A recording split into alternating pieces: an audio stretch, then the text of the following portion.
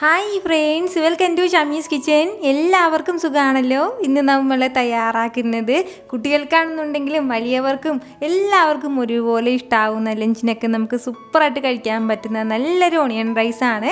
അപ്പോൾ ഇതിൻ്റെ ഡീറ്റെയിൽസ് ഒന്നും മിസ്സാകാതിരിക്കാൻ വേണ്ടി എല്ലാവരും ഒന്ന് സ്കിപ്പ് ചെയ്യാതെ കണ്ടേക്കണം. കൂടെ തന്നെ നമ്മുടെ ഈ ഷമീസ് കിച്ചൻ ചാനൽ ഇതുവരെയും സബ്സ്ക്രൈബ് ചെയ്യാത്തവരാണെന്നുണ്ടെങ്കിൽ പ്ലീസ് ഒന്ന് സബ്സ്ക്രൈബ് ചെയ്തേക്കണേ. ആ തൊട്ടടുത്ത് കിടന്ന ബെല്ലൈക്കനിൽ ഓൾ കൂടി ഒന്ന് മറക്കാതെ പ്രസ് ചെയ്തേക്കണം. എന്നാൽ ശരി, നമുക്ക് വേഗം വീഡിയോയിലേക്ക് പോകാം. അപ്പോൾ ഇതിന് വേണ്ടിയിട്ട് ഞാനിപ്പോൾ ഇതുപോലെ ഒരു കടായി ഒന്ന് അടുപ്പത്തേക്ക് വെച്ചിട്ട് അത് നല്ലതുപോലെ ഒന്ന് ചൂടാക്കി എടുത്തിട്ടുണ്ട്. അതിലേക്ക് നമുക്ക് ഇതുപോലെ 1 ടേബിൾ സ്പൂൺ അളവിൽ നെയ്യ് ചേർത്ത് കൊടുക്കാം. നെയ്യ് ഒന്ന് ചൂടായി കഴിയുമ്പോഴത്തേക്കും പിന്നെ ഇനി നമുക്കിതിലേക്ക് വേണ്ടതാണ് ഇതുപോലെ ഒരു 1/2 ടീസ്പൂൺ അളവിൽ പെരിഞ്ജീരകം കൂടി, മുഴുവൻ പെരിഞ്ജീരകമാണ്. കൂടെ തന്നെ പിന്നെ ഇനി നമുക്കിതിലേക്ക് വേണ്ടതാണ് ഒരു 3 ഏലയ്ക്ക, 2 ഗ്രാമ്പു, ഒരു ചെറിയ പീസ് അളവിൽ കറുവാപ്പട്ടയും കൂടി.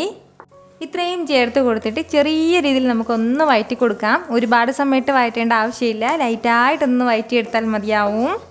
ഇത്രയും ആയിക്കഴിഞ്ഞാൽ പിന്നെ ഇനി നമുക്കിതിലേക്ക് വേണ്ടതാണ് വെളുത്തുള്ളി അല്ലി ചെറുതായിട്ട് അരിഞ്ഞതും കൂടി. അത്യാവശ്യം വലിയ വെളുത്തുള്ളി അല്ലിയിൽ ഒരു 4 എണ്ണം എടുത്തിട്ടുണ്ട്. എന്നിട്ട് ഇതുപോലെ ഒന്ന് അരിഞ്ഞെടുത്തിരിക്കുകയാണ്, അതും കൂടി ചേർക്കുകയാണ്. എപ്പോഴും ഇതുപോലുള്ള റൈസൊക്കെ തയ്യാറാക്കി എടുക്കുന്ന സമയത്ത് കുറച്ച് വെളുത്തുള്ളി അല്ലി കൂടുതൽ ചേർക്കുന്നത് ആ ഒരു ടേസ്റ്റും ഫ്ലേവറും പ്രത്യേകം എടുത്ത് കാണിക്കും കേട്ടോ. ഇതെല്ലാം ചേർത്തിട്ട് ആ വെളുത്തുള്ളി അലിയുടെ ഒരു പച്ച ടേസ്റ്റ് മാറുന്നവരെ മാത്രം ഒന്ന് വഴറ്റിയെടുത്താൽ മതിയാവും. ഇത്രയും ആയിക്കഴിഞ്ഞാൽ പിന്നെ ഇനി നമുക്കിതിലേക്ക് വേണ്ടതാണ് ഒരേ ഒരു സവാള. അത്യാവശ്യം വലിയ സവാളയിൽ ഒരു സവാള ഞാനിപ്പോൾ എടുത്തിട്ടുണ്ട്. എന്നിട്ട് ഇതുപോലെ ഒന്ന് നീളത്തിൽ അരിഞ്ഞെടുത്തിരിക്കുകയാണ്. ആ സവാളയും കൂടെ നമുക്കിതിലേക്കൊന്ന് ചേർത്ത് കൊടുക്കാം. സവാളയും ചേർത്ത് കൊടുത്തതിന് ശേഷം വീണ്ടും നല്ലതുപോലെ ഒന്ന് വഴറ്റിയെടുക്കണം. അതായത് നമ്മുടെ സവാള എല്ലാം നന്നായിട്ടൊന്ന് വഴണ്ടിട്ട് അതിൻ്റെ കളറൊക്കെ ഒന്ന് ലൈറ്റായിട്ടൊന്ന് മാറി തുടങ്ങിയാൽ മാത്രം മതിയാവും. ഒരുപാട് സമയത്ത് വഴറ്റി നല്ലതുപോലെ ഗോൾഡൻ ബ്രൗൺ കളറൊന്നും ആകേണ്ട ആവശ്യമില്ല.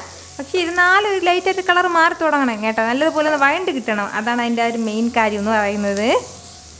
കുട്ടികൾക്ക് സ്കൂളിലൊക്കെ ലഞ്ച് ബോക്സിന് കൊടുത്തയക്കാനാണെന്നുണ്ടെങ്കിലും വലിയവർക്കാണെന്നുണ്ടെങ്കിലും അതല്ലാന്നുണ്ടെങ്കിൽ വീട്ടിൽ പ്രത്യേകിച്ച് വിശേഷിച്ച് കറികളൊന്നും വെക്കുന്നില്ല, വളരെ സിമ്പിളായിട്ട് ഒരു അച്ചാറൊക്കെ വെച്ചിട്ട് തയ്യാറാക്കി എടുക്കാനാണെന്നുണ്ടെങ്കിൽ ഈ ചോറിൻ്റെ കൂടെ ഒരു അച്ചാർ മാത്രം മതിയാകും കേട്ടോ. വേറെ പ്രത്യേകിച്ച് കറികളുടെ ഒന്നും ആവശ്യമില്ല. കറികളൊക്കെ ഉണ്ടെങ്കിൽ ഒന്നും കൂടി സൂപ്പറാകും, അത്രയേ ഉള്ളൂ. ഇപ്പോൾ നമ്മുടെ സവാളയുടെ കളറൊക്കെ ഒന്ന് ലൈറ്റായിട്ടൊന്ന് മാറി തുടങ്ങിയിട്ടുണ്ട്. എന്ന് വെച്ചിട്ട് ഒരുപാട് കളറൊന്നും മാറിയിട്ടില്ല. അപ്പോൾ ഈ ഒരു സമയമാകുമ്പോഴത്തേക്കും നമുക്കിതിലേക്ക് ആവശ്യമായിട്ടുള്ള ബാക്കി മസാലകളും കൂടി ചേർത്ത് കൊടുക്കാം. ഇപ്പോൾ നമ്മുടെ സവാള എല്ലാം നന്നായിട്ട് വെന്തിട്ടുണ്ട്. ഇതുപോലെ 1 ടീസ്പൂൺ അളവിൽ മുളക് പൊടി ചേർക്കുകയാണ്. കൂടെ തന്നെ ഒരു 1/4 ടീസ്പൂൺ അളവിൽ മഞ്ഞൾപ്പൊടിയും കൂടി. അതുപോലെ തന്നെ ഒരു 1/4 ടീസ്പൂൺ അളവിൽ ഗരം മസാല പൊടിച്ചും കൂടി നമുക്ക് ആവശ്യമായിട്ടുണ്ട്. നമ്മളിപ്പോൾ ഇതിലേക്ക് ഇടുന്ന ആ ചോറിൻ്റെ അളവ് അനുസരിച്ചിട്ട് വേണം നമ്മളിതിലേക്ക് ഇടുന്ന മസാലയുടെ അളവ് കൂട്ടുകയും കുറയ്ക്കുകയൊക്കെ ചെയ്യേണ്ടത്.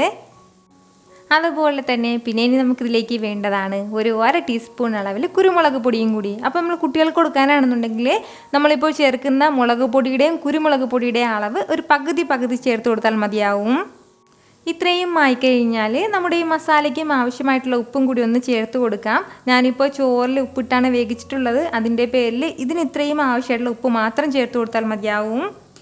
ഇതെല്ലാം കൂടി ചേർത്ത് കൊടുത്തതിന് ശേഷം നല്ല രീതിയിൽ വീണ്ടും ഒന്ന് വഴറ്റി കൊടുക്കണം. ഈ മസാലയുടെയൊക്കെ ആ ഒരു പച്ച ടേസ്റ്റ് മാറുന്നവരെ മാത്രം ഒന്ന് വഴറ്റിയെടുത്താൽ മതിയാവും. ആകെ കൂടി നമുക്ക് ഇത്രയും മസാലകൾ മാത്രമേ ആവശ്യമായിട്ടുള്ളൂ. ഇപ്പോൾ തന്നെ ആ ഗരം മസാലയുടെയും അതുപോലെ തന്നെ നമ്മുടെ വെളുത്തുള്ളിയുടെയൊക്കെ നല്ലൊരു ഫ്ലേവറാണ് വരുന്നത്. ഇതുപോലെ നല്ല രീതിയിൽ എല്ലാം ഒന്ന് വഴറ്റിയെടുത്തിട്ടുണ്ട്. ഇത്രയും ആയിക്കഴിഞ്ഞാൽ പിന്നെ നമുക്ക് വേണ്ട എന്താണെന്ന് വെച്ചാൽ വളരെ കുറച്ച് മാത്രം ഒരു 2-3 ടീസ്പൂൺ അളവിൽ വെള്ളം കൂടി നമുക്ക് ഇതിലേക്കൊന്ന് ചേർത്ത് കൊടുക്കണം. ഇതുപോലെ ഒരല്പം മാത്രം വെള്ളം കൂടി ചേർത്ത് കൊടുക്കുമ്പോഴത്തേക്കും ഈ മസാല എല്ലാം നമ്മുടെ ചോറിൽ നല്ല കറക്റ്റായിട്ട് എല്ലാം ഒന്ന് ഈവനായിട്ടൊന്ന് പിടിച്ച് കിട്ടും. അതിന് വേണ്ടിയിട്ടാണ് ഇത്രയും മാത്രമേ പാടുള്ളൂ. ഒരുപാട് ചേർക്കാൻ വേണ്ടി നിൽക്കരുത്. ഞാനിപ്പോൾ ഇതിലേക്ക് എടുത്തിട്ടുള്ളത് ജീരക റൈസാണ്. അതിലേക്ക് കുറച്ച് കുരുമുളകും അതുപോലെ തന്നെ ഏലക്കായൊക്കെ ഇട്ടിട്ടൊന്ന് തിളപ്പിച്ചെടുത്താണ്, ആവശ്യത്തിന് ഉപ്പൊക്കെ ഇട്ടിട്ട്. അപ്പോൾ ഈ ജീരക റൈസിന് പകരം നമുക്ക് ഇഷ്ടമുള്ള നമ്മുടെ വീട്ടിൽ തയ്യാറാക്കുന്ന ചോറ് തന്നെ എടുക്കാവുന്നതാണ്. ഇതിപ്പോൾ ഇതിന് വേണ്ടിയിട്ട് പ്രത്യേകം തയ്യാറാക്കുന്നതിൻ്റെ പേരിൽ മാത്രമാണ് റൈസ് ഈ ഒരു രീതിയിൽ ചെയ്തെടുത്തിട്ടുള്ളത് കേട്ടോ. അപ്പോൾ ആ റൈസും കൂടി നമുക്ക് ഇതിലേക്ക് ഒന്ന് ചേർത്ത് കൊടുക്കാം. ഉപ്പൊക്കെ ചേർത്തിട്ടാണ് ചോറ് വേവിച്ചെടുത്തിട്ടുള്ളത്. അതിൻ്റെ പേരിൽ വീണ്ടും ഒന്നും ചേർക്കേണ്ട ആവശ്യമില്ല. ഇനി നമുക്കിതെല്ലാം കൂടി നല്ല രീതിയിൽ ഒന്ന് മിക്സ് ചെയ്ത് കൊടുക്കണം. ഇതെല്ലാം നല്ല രീതിയിൽ ഇതുപോലെ ഒന്ന് മിക്സായി കിട്ടാനാണ് ഒരല്പം വെള്ളം നമ്മളിതിലേക്ക് ചേർത്ത് കൊടുത്തിട്ടുള്ളത്.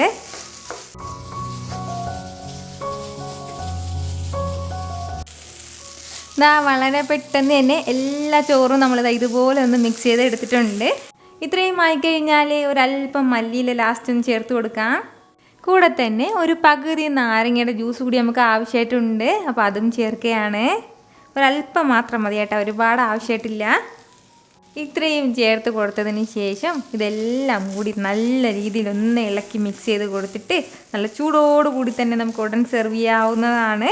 അല്ലാന്നുണ്ടെങ്കിൽ ലഞ്ച് ബോക്സിലാക്കിയിട്ട് സൈഡിലൊരു നാരങ്ങ അച്ചാറോ അല്ലാന്നുണ്ടെങ്കിൽ ഒരു പപ്പടോ തൈര് സാലഡോ ഇതൊക്കെ ഉണ്ടെങ്കിൽ നല്ല ബെസ്റ്റ് കോമ്പിനേഷൻ ആയിട്ട് നമുക്ക് കഴിക്കാൻ പറ്റുന്നതാണ് കേട്ടോ.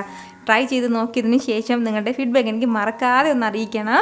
കാരണം നിങ്ങളുടെ ഫീഡ്ബാക്ക് കാണുമ്പോഴായിരിക്കും അത് മറ്റുള്ളവർക്കും തയ്യാറാക്കി നോക്കണം എന്നുള്ളൊരു പ്രചോദനം ഉണ്ടാവുന്നത്.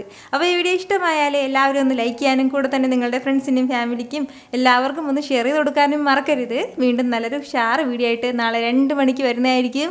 അതുവരേക്കും എല്ലാവരും ഹാപ്പി ആയിട്ടിരിക്കുക, സന്തോഷമായിട്ടിരിക്കുക, എല്ലാവരും സേഫ് ആയിട്ടിരിക്കണം. Take care friends.